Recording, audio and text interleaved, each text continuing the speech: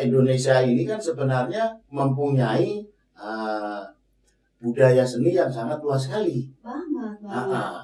Nah, siapa lagi yang kita mau kalau bukan kita, yang artinya yang mau mempersatukan para seni ini kalau bukan kita sebagai bangsa Indonesia. Nah, justru sebenarnya untuk di kancah baik nasional sampai internasional, justru yang dihargai itu justru dari kearifan lokal, dari seni lukis, seni pahat, dan seni budaya-budaya yang lain lah artinya. Nah, kita tunggu program dari SPS ini. Seru kali ya. Saya nyanyi lagu rock, tapi saya pakai baju Bali gitu. Sambil nyanyi terus saya matanya begini-gini. Saya main gitar juga pakai baju adat. Baju adat, iya. Misalnya pakai baju apa adat Jawa Timur, Jawa Barat. Pokoknya seru banget. Lihatlah channel Tia Feres, ada podcast tentang musik, hobi, profesi, bahkan juga pengalaman pribadi para tamu yang datang di sini. Oh, talk to me, talk to me, talk to me di podcast Tia Feres.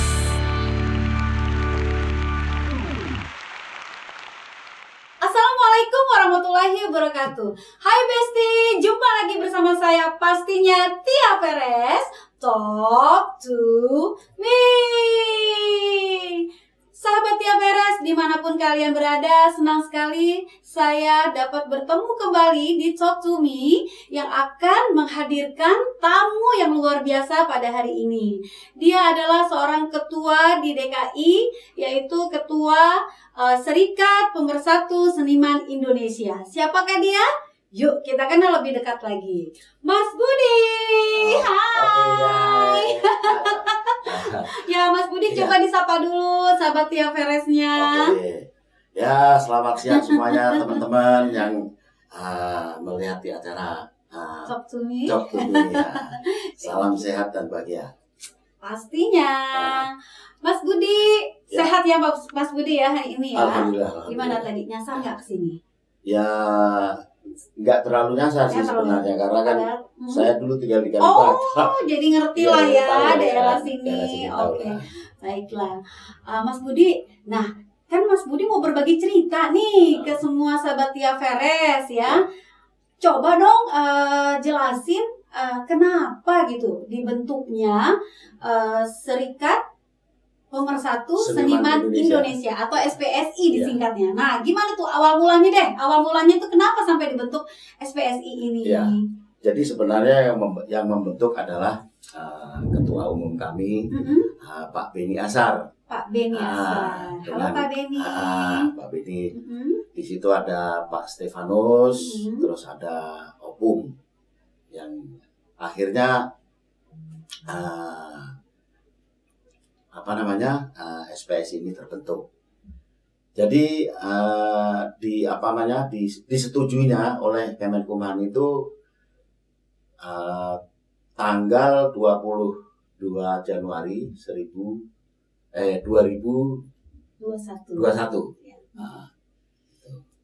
Nah, mulai terbentuklah DPN, ada Korwil, ada biro-biro, dan di bawahnya ada 7 elemen. 7 elemen itu adalah semua yang berhubungan dengan seni tentunya. Gitu. Ya, seperti seni musik, seni tari, seni lukis, seni pahat, dan pokoknya berbentuk seni lah ya. Oke. Jadi tujuannya SPSI ini mewadahi. Seluruh elemen musik, seluruh elemen seni lah artinya di sini.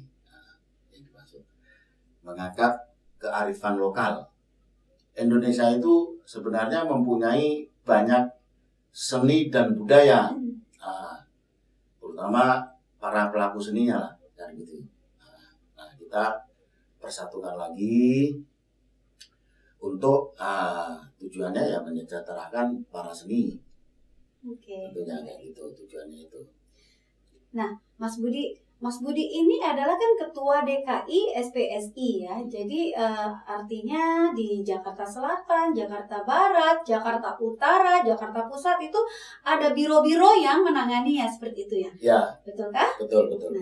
Kalau seandainya nih ada sahabat Tia Veres yang memang dia pintar nari dan juga pintar lukis, Ya. dia ingin bergabung di SPSI, gimana caranya?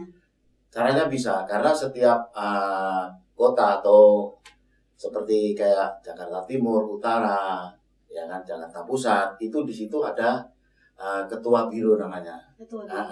Dan dia mempunyai sekretariat juga di situ. Nah, itu bisa menghubungin, karena di situ ada ketua bironya.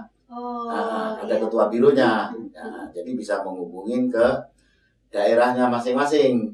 Semuanya di Jakarta Timur, Barat atau di Selatan itu bisa merapat ke situ, tentunya seperti itu. Nah, sahabat Tia Veres, kalau semua atau sebagian sahabat Tia Veres yang memiliki seni, baik di seni musik, seni tari, seni pahat, apapun seni itu, yang 7 elemen tadi yang disebutkan oleh Mas Budi ini, boleh kalau mau bergabung di SPSI, datang saja ke daerah terdekat. Misalnya nih, sahabat Tia Veres tinggal di Jakarta Selatan. Nah, kita tanya sama dengan saya, di mana saya harus daftar? Alamatnya, basecampnya. Basecampnya ada di Pejaten, Ketapang. Ya, Jalan Ketapang. Ya, nomor 100. Nomor 100 ya, oke. Jadi sahabat Tia Veres ini juga tempat basecampnya Mas Budi ya, Oh iya, sebagai betulnya seperti itu.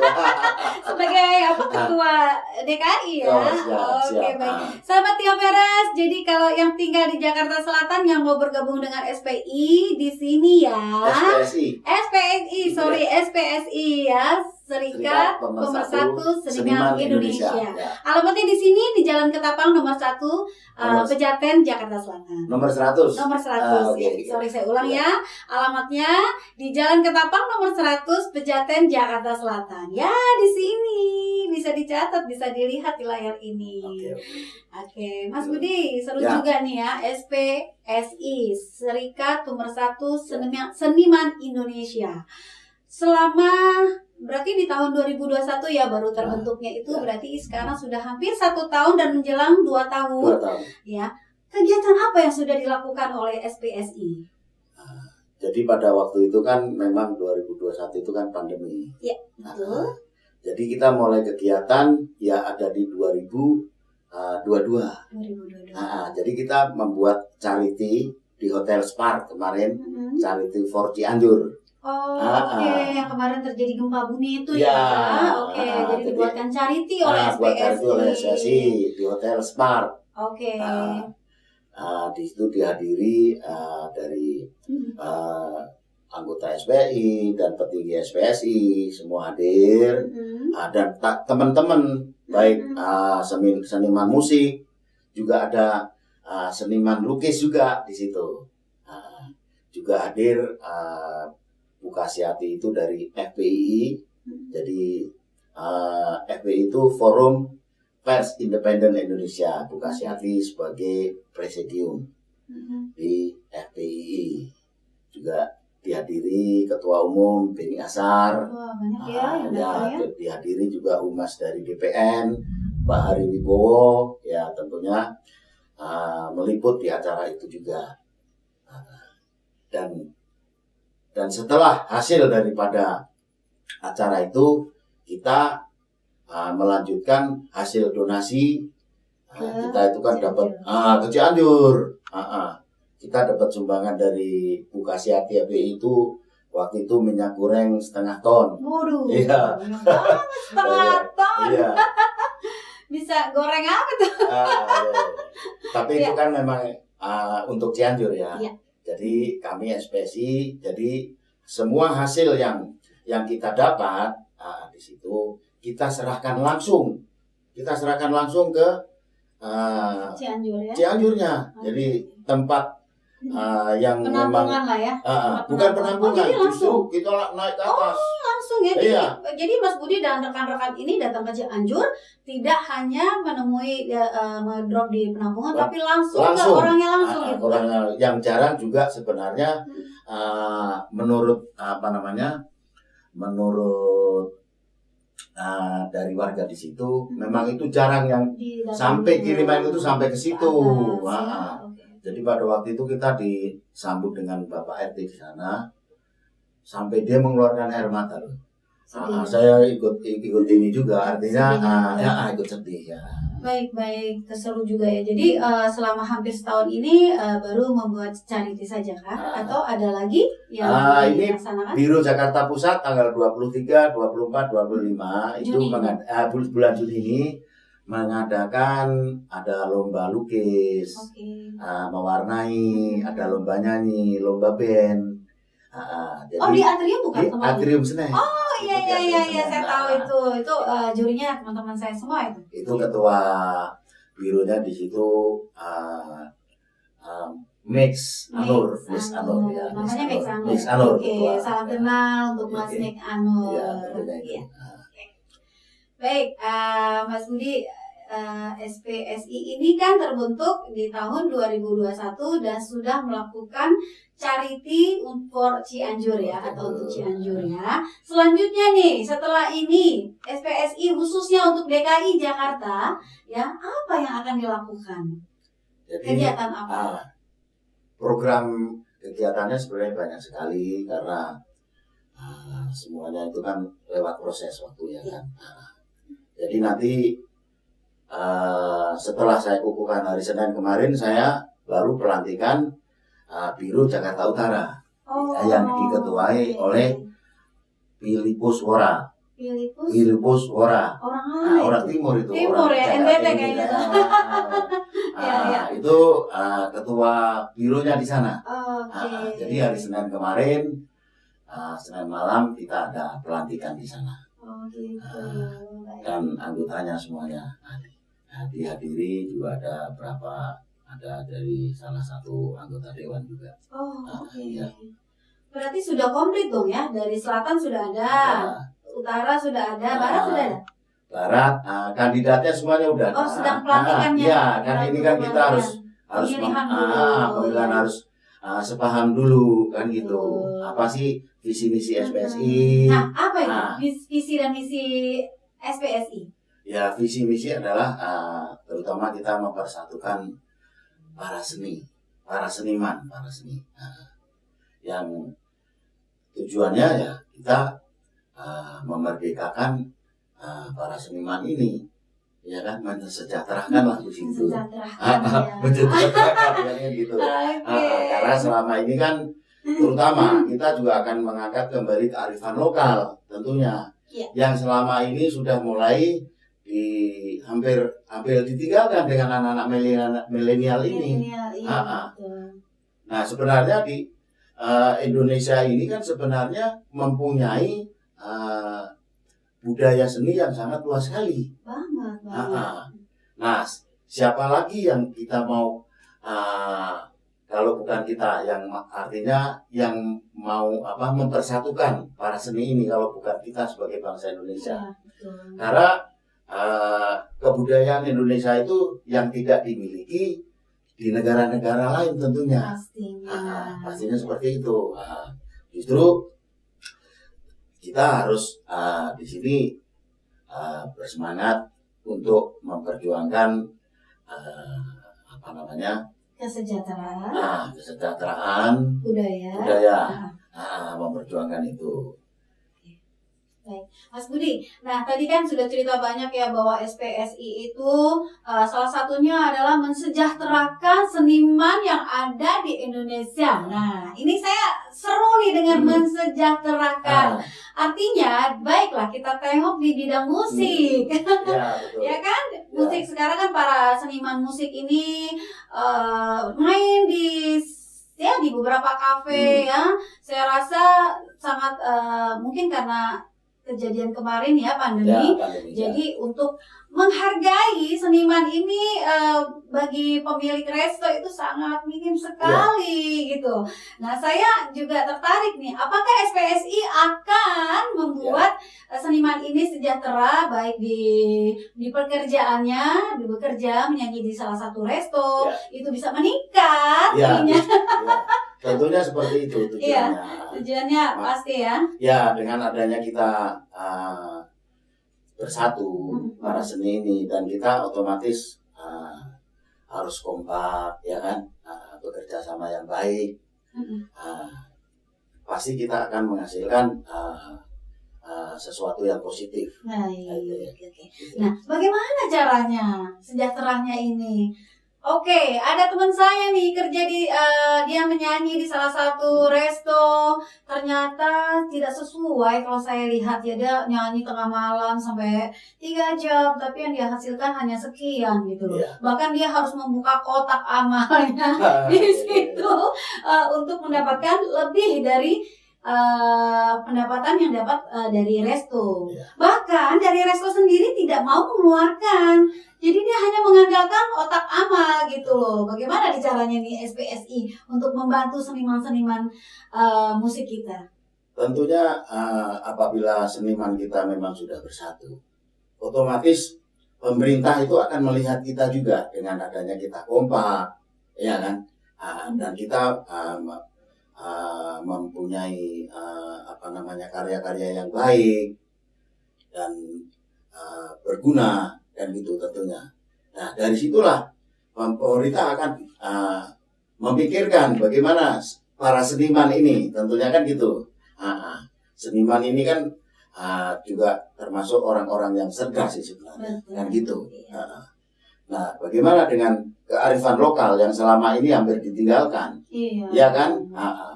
Nah, justru sebenarnya untuk di kancah baik nasional sampai internasional, justru yang dihargai itu justru dari kearifan lokal, justru, iya kan?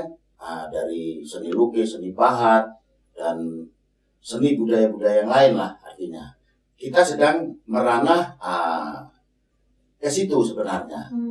Jadi kita punya rencana bagaimana kita akan membuat suatu pagelaran yang berhubungan dengan para pelaku-pelaku seni ini, dan kita kemas dengan sebaik mungkin.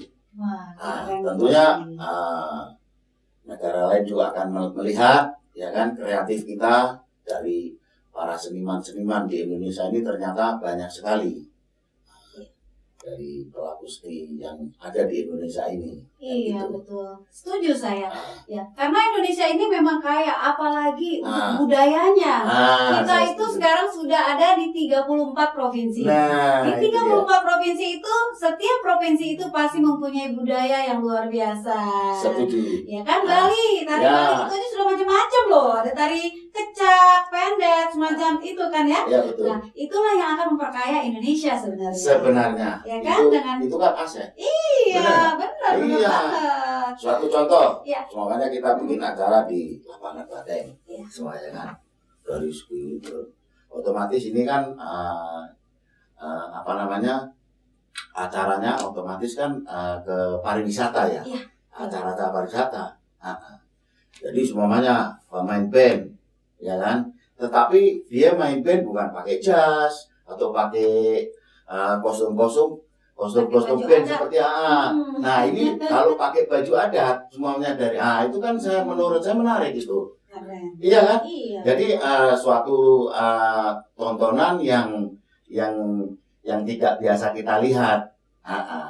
Ya kan? Ya selama ini kan pemain band kalau nggak pakai jas atau pakai gitu. Aksesorisnya kalung-kalung metal kalau memang lagu rock ya. Ya seru juga ini penyanyi rock ketibaan dia harus memakai baju adat Palembang, adat Padang, rock. Ya kan? Iya, jadi kan bule-bule yang datang ke sini wah lucu juga, seru juga seperti ini kan. Itu program selanjutnya rencananya seperti bagus, itu. Bagus. Itu rencananya. Ya mudah-mudahan bisa terwujud nih. Iya, Kan gitu. amin. Sahabat Tia Veres, nah kita tunggu program dari SPS ini. Seru kali ya. Saya nyanyi lagu rock, tapi saya pakai baju Bali gitu. Sambil nyanyi terus saya matanya begini-gini. Saya main gitar juga pakai baju adat. Baju adat, iya. Misalnya pakai baju apa adat Jawa Timur, Jawa Barat. Pokoknya seru banget pastinya. Pastinya seperti itu. Iya, itu menarik sekali ya. Menarik ya. Iya, itu perlu. Perlu ya. Nanti kita undang dari mungkin ada kedutaan mana gitu kan? Itu. Dari bule-bule itu biar bisa lihat bahwa Indonesia ini memang benar-benar kaya dengan segala budayanya. Dan seni dan budaya. Seni dan budayanya. Betul, seni dan budaya. Baik, Mas Budi, tadi kita sudah menceritakan tentang seni, terus seniman, dan sebagainya. Nah, saya mau tahu nih, Mas Budi selain ada di SPSI ini, apa ini jobnya? Jadi sekarang ini saya sudah 10 tahun, bahkan mau 11 tahun ya. Saya itu menjadi instruktur vokal di KBL. Ya. KBL ya. Itu KBL itu di Jakarta ini ada 21 cabang. Oke, jadi itu tempat pelatihan atau tempat seperti kayak perwacaraan macam seperti itu ya. Untuk latihan vokal privat artinya. Oke. Ya, bahkan KBL ini bisa dikatakan udah tingkat nasional, tingkat internasional. Karena kita mengikuti setiap tahun ini dari KBL ini ikut yang namanya WECOPA, ajang kompetisi dunia yang diadakan di California. Nah, kita setiap tahun itu mengirim murid. Nah, ini udah berapa tahun gitu kita udah ikut terus. Bahkan kita punya banyak prestasi juga di KBL itu. Luar biasa. Tentunya. Termasuk yang terakhir di 2021 itu salah satunya Arsi itu putrinya Anang. Dia masuk di situ. Masuk di situ, ya kan?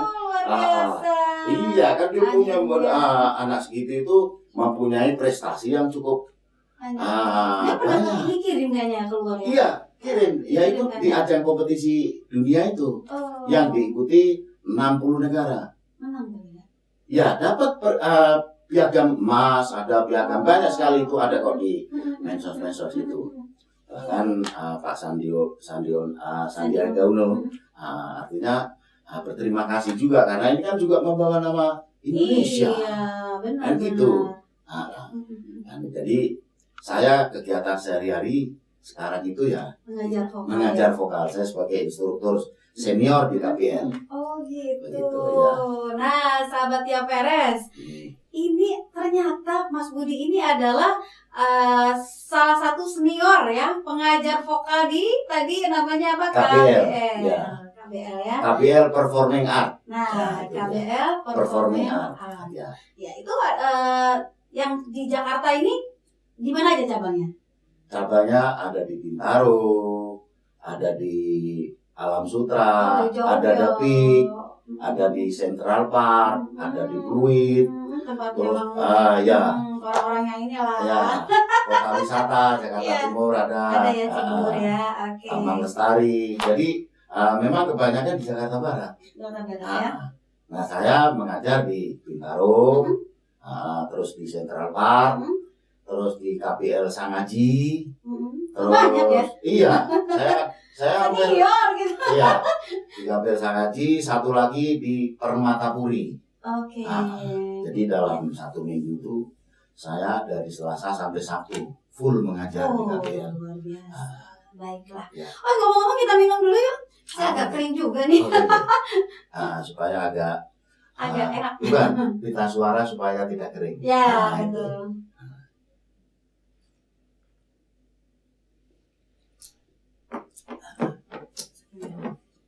Oke, Mas Budi kita lanjut lagi nih. Senang banget ya, nggak terasa kita berbincang-bincang sampai akhirnya saya baru tahu nih Mas Budi ternyata adalah pelatih vokal senior pula. Oke, Mas Budi kan pengajar vokalnya. Ya. Ada nggak sih kendalanya nih gimana ngajar vokal gitu? terutama bagi pengajar untuk anak-anak? Ya kalau untuk anak-anak Ya. memang ya Kesulitannya pastinya gimana? ada kendala juga ya. Terkadang kan anak ini ada yang memang anak ini memang punya bakat suka menyanyi. Ada juga kan yang anak ini karena orang tua. Orang tua Nah, memaksakan diri. Ayo ikut supaya bisa nyanyi gitu. Padahal anaknya nggak mau gitu ya. Tentunya berbeda sama anak yang memang suka. Kalau yang suka otomatis cara pelajaran ataupun progres itu mungkin lebih mudah ya. Kalau saya selalu membangun yang pertama adalah moodnya dulu. Kalau moodnya sudah dapat, ya kan, masalah hasil itu nanti belakangan. Oke. Intinya itu. Yang penting moodnya dulu Nah, moodnya dulu dibangun dulu moodnya, kan Kalau gitu. anak kan susah tuh, kita nggak bisa tahu tuh. Ah, Kalau kita orang dewasa kan baik moodnya nggak ada atau ada ya tetap ya waktunya saat belajar kita paksakan ya. Kalau anak-anak kan nggak bisa, ya kan? Ya kalau nggak mau ya nggak mau gitu. Ya jadi intinya kalau anak kecil ini kan beda ya. Iya. Dia mau diajak kemana ya ikut gurunya. Iya. Tapi kalau yang dewasa atau otomatis, ngeyel. wah ini kayaknya begitu aja gue juga bisa. Iya. Kan gitu. Nah kita harus memang mempunyai fondasi yang kuat untuk sebagai pengajar. Betul. Bahkan murid saya itu kan ada yang rock, ada yang klasik, Oh. ada yang pop. Jadi saya coba semua itu. Seriosa ada nggak seriosa? Seriosa kebetulan Apa ya? yang ada cuma Broadway ataupun klasik itu ada. Oh klasik ya. Ada beberapa murid saya kebanyakan yang kecil itu bisa dihitung. Kebanyakan memang besar sih. Dewasa ya. Remaja. SMP, SMA, kuliah sampai orang yang sudah bekerja. Berarti remaja ke atas lah. Remaja ke mayoritas atas. Ya, apa namanya muridnya? Ya, ada yang murid saya itu dari waktu masih kuliah di UI sampai sekarang udah bekerja masih les. Oh. Ini memang orang itu hobi berarti. Dia hobi. Padahal dia udah ngerti mungkin ya. Iya. Udah lulus kalau Bukan. mungkin enggak juga. Waktu masuk ke kelas saya waktu itu dia belajar klasik. Oh, pindah sekarang. Karena waktu itu dia seorang drama musikal. Drama musikal. Waktu itu bikin acara juga di Usmar Ismail situ. Jadi KPL juga udah pernah bikin juga di situ Into the Wood Junior. Itu yang besar-besarnya termasuk perannya juga itu murid saya. Gitu. Itu. Okay. Itu seperti rock ya. Rock ya. Rock ya, seperti rock. Nah sekarang dulu belajar klasik, sekarang belajar rock. Coba bayangkan, dia harus belajar groove, ya kan? Iya. Belajar kayak gitu. Iya. Dia sekarang belajarnya itu. Jadi berapa tahun dia belajar? Sudah lama. Klasik menurut dia sudah dapat, bahkan dia udah bisa juga pop, ya kan? Kan ada sekarang ini kan musik kombinasi, artinya ada scream, terus tetapi kan vokal begitu dia clean, harus clean juga, nggak harus distorsi. Terus sekarang itu memang memperdalam lagu-lagu yang ada grow-nya. Kayak gitu. Karena memang kita belajar scream, kalau kita salah teknik juga kan merusak kita suara tentunya. Bagaimana kita bisa belajar dengan baik supaya tidak itu tadi mengganggu kita suara. Karena memang di sini ada teknik. Karena di KPL ini memang lebih ke belting teknik. Apa itu belting? Ya, apa itu? Teknik belting adalah produksi suara di saat menyanyi dengan resonansi yang tepat. Menghasilkan suara seperti berteriak dengan jelas dan lantang. Kayak gimana itu? Contoh semuanya lagu paling gampang ya.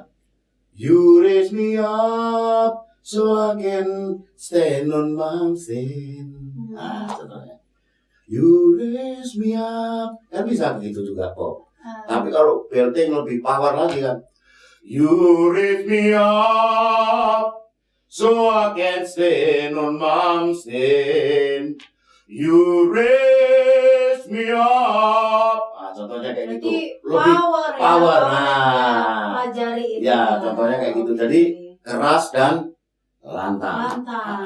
Nah, itu tentunya harus diasah terus supaya keras tetapi tetap merdu, stabil. Ya. Itu yang sulit. Itu yang sulit, benar. Karena kita harus jaga vokal kita itu tetap stabil. Tapi harus power kita ditingkatkan. Seperti itu kan ya. Itu ada tekniknya. Iya. Kita bisa berkolaborasi. Boleh.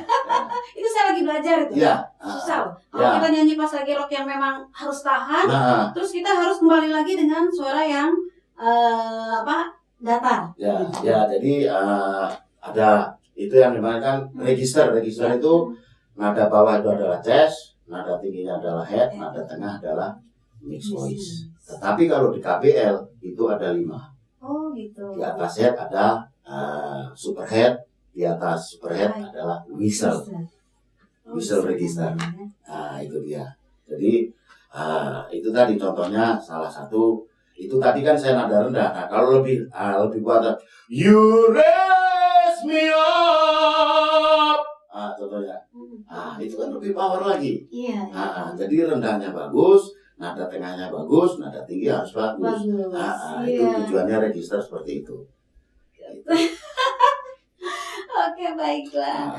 Sahabat Tia Veres, jadi tadi tuh ilmu loh yang dikeluarkan oleh Mas Budi. Jadi ingat, dicatat ya yang suka menyanyi untuk melatih vokalnya. Ini salah satu trik dari Mas Budi ya.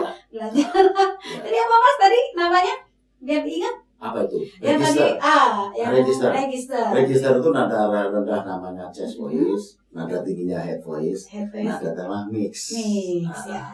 Jadi perpindahan antara mix voice itu kan perpindahan dari chest mau ke head. Ya. Itu ada di tengah, itu namanya area break. Kalau kita nggak tahu tekniknya ya kayak gitu. Benar. Iya. Banyak itu yang nyanyi sampai kayak itu karena memang dia belum tahu tekniknya harus berhenti breaknya di mana untuk menahannya, apakah di perut menahanin dulu atau di ini kan banyak cara gitu. Banyak.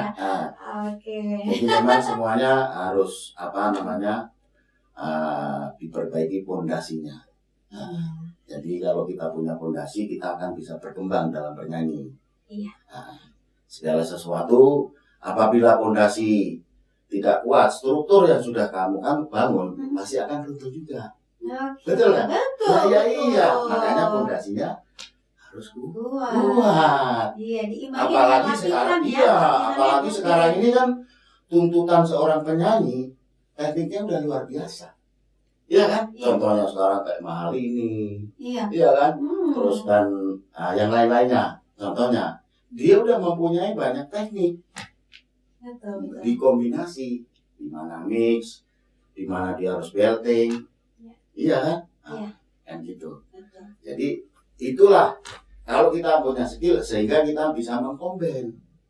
Namanya switching, jadi kita bisa perpindahan ke head, perpindahan ini ya kita udah kuasai. Iya, karena sudah mengerti dasarnya ini gimana, yang ini gimana, seperti itu ya. Jadi lagu itu bisa lebih enak didengar. Iya.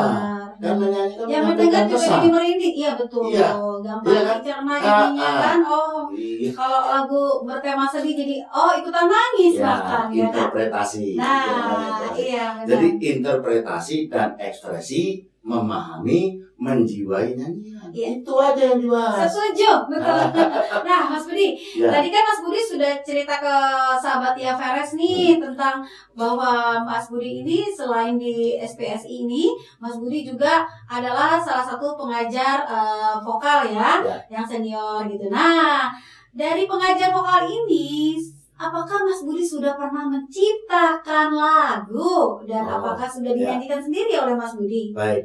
Jadi saya sendiri itu tahun 85, saya di SMA itu dulu saya udah mencipta lagu, saya sering ngamen ke kampus-kampus, apa segala macam itu dengan zamannya Ebit GAD dulu saya pakai harmonika. Itu zamannya saya itu. Zaman ini banget ya. Saya masih berapa tuh ya? SMP kali ya? SMP juga belum kali. Udah Mas? Iya, udah. Kalau Ebit GAD Edit tuh saya udah SMP. Oh, gitu. Berarti tahu dong usianya berapa. Iya. Saya berkarya, saya udah manggung sana sini, istilahnya dengan gitar dan harmonika saya. Iya. Begitu saya lulus SMA, saya memperdalam itu, mencipta lagu. Waktu itu saya kumpul dengan seniman-seniman Jogja, ada di Jogja, terinspirasi lah di situ. Saya mulai buat lagu, saya kumpul sama seniman-seniman Jogja waktu itu. Berapa lagu yang sudah diciptakan? Lagu saya sebenarnya udah banyak. Jadi tahun 85 itu saya udah buat lagu 1 album. Oke. Di zaman saya itu kan waktu zaman produser, ya kan? Iya. Arranger dikontrak sendiri, ya kan? Iya. Penyanyi juga dikontrak sendiri, pencipta lagu juga dibayar sendiri. Iya. Nah, waktu itu saya membawakan 9 lagu, itu lagu saya. Yang 1 lagu adalah lagunya Iting. Iting itu pencipta lagunya ini, sama Tragedi Buah Kurma. Buah apel. Kita sawah. Benar nggak sih? Kita sawah ya? Iya, betul itu. Itu kan lagunya ya. Iya. Itu. Nah, itu arrangernya salah satu cukup terkenal, Heri Anggoman. Dia termasuk juga keyboard di Gong 2000. Nah, pada itu saya rekaman lah di Gudang Peluru situ sampai selesai 1 album. Itu tahun 85 ya? Udah saya udah selesai tahun. Saya udah di TV loh waktu itu. Waduh. Wajah baru dulu. Kalau untuk mau Aneka Safari harus wajah baru dulu. Iya benar. Iya, ya zamannya Edison dulu. Nah, saya udah ngisi waktu itu saya masih penyanyi jatuhnya ya kan? Penyanyi. Jadi saya penyanyi dan pencipta lagu, lagu sendiri. Nah, nyanyi juga di TVRI ya, saya udah dapat jadwal musik malam minggu, lagu untuk Anda, itu udah dapat tuh di TVRI itu, kan gitu. Nah, begitu saya sudah selesai rampung semuanya, muncullah Ari Bowo yang membawakan lagu Madu dan Racun. Madu di tangan kananmu seperti itu ya. Nah itu. Nah, waktu itu sebenarnya yang dapat job itu Hari Anggoman nih, karena Hari Anggoman sudah membuat punya saya, jadi dikasih kakaknya Nyong Anggoman. Oh, Nyong Anggoman. Nyong Anggoman. Tahu saya. Nah, di situ lah. Masih ya itu Nyong ya. itu Nyong Anggoman itu. Nah, pada waktu itu Madu dan Racun Ari Bowo. Jadi rekamannya duluan saya. Oh gitu. Tapi setelah ini kan satu produser kalau nggak salah ini di Billboard. Nah, sama-sama Billboard ya? Iya, dimunculkan justru Ari Bowo dulu, nggak tahunya naik itu waktu itu Madu dan Racun. Lagu saya tenggelam lah itu 1 album. Iya kan kayak gitu. Iya, orang konsen gitu. Waduh, ya udahlah dia itu kan sempat naik kan itu Madu dan Racun. Ya itulah. Nah, disitulah saya mulai. Karena kan kalau pencipta lagu itu beda seperti kayak kita main band di kafe, jreng langsung bayar kan. Iya. Beda. Pasti kan gitu. Saya udah alamin semua itu. Akhirnya karena album saya ini nggak booming lah artinya ya. Akhirnya karena udah Madu dan Racun duluan, akhirnya saya memperdalam gitar. Oh, pindah. Ya pindah. Tapi saya dalam hidup saya memang dari dulu saya berpikir dalam hati ini, saya bagaimana saya itu bisa hidup tetap di musik. Ya sampai saat inilah seperti ini. Saya memang yang berhubungan dengan musik.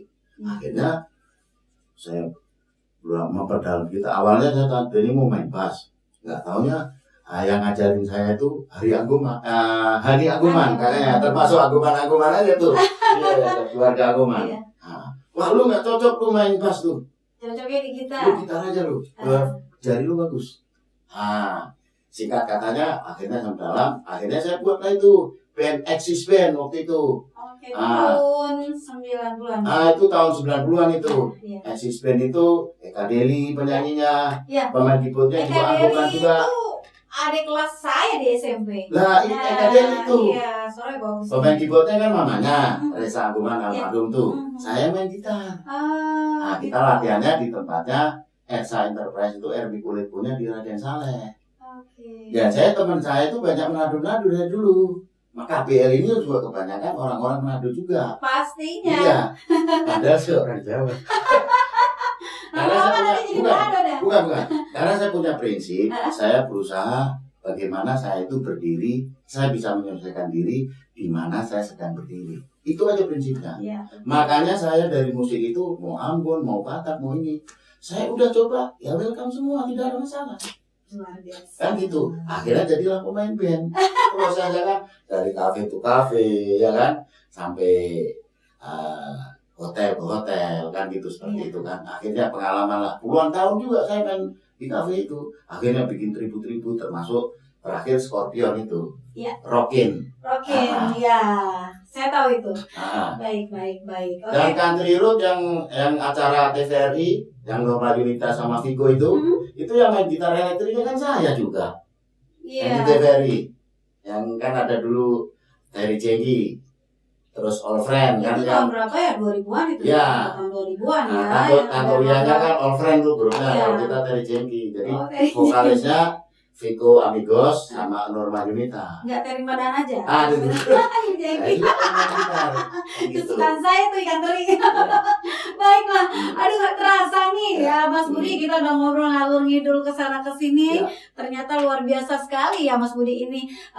Di luar dari ketua SPSI di DKI ya, juga sebagai pengajar vokal dan juga sebagai penyanyi pencipta lagu, dan nggak taunya zaman-zaman ke belakang mundur ke belakang itu ternyata pemain band juga, gitar juga ya. Luar biasa tamu saya hari ini. Baiklah sahabat Tia Perez. Ya. Nah, ada satu lagi ya, nih sebelum apa nih? kamu tutup. Baik.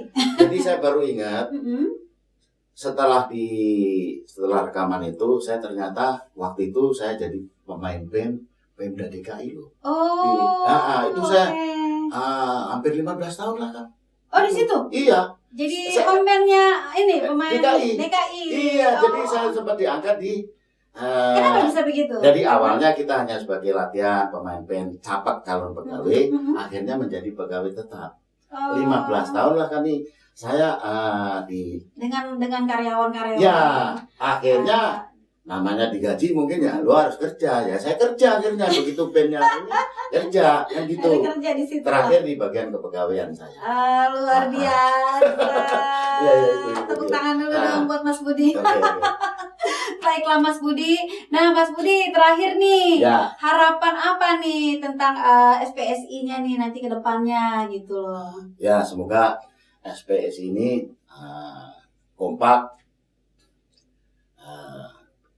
berjalan dengan bersinergi dengan kawan-kawan seniman. Jadi kalau kita kompak, insya Allah kita akan sampai ke tujuan. Baiklah. Jadi Goals intinya seperti itu. kita untuk menuju ke depan harus kompak ya. Kompak. Oke, baiklah. Kompak dengan bekerja sama yang baik tentunya itu.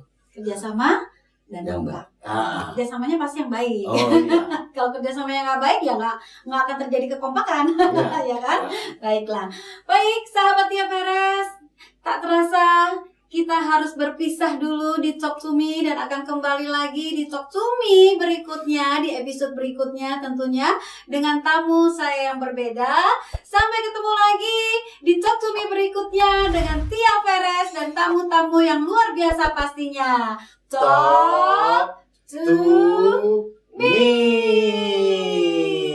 Wassalamualaikum warahmatullahi wabarakatuh.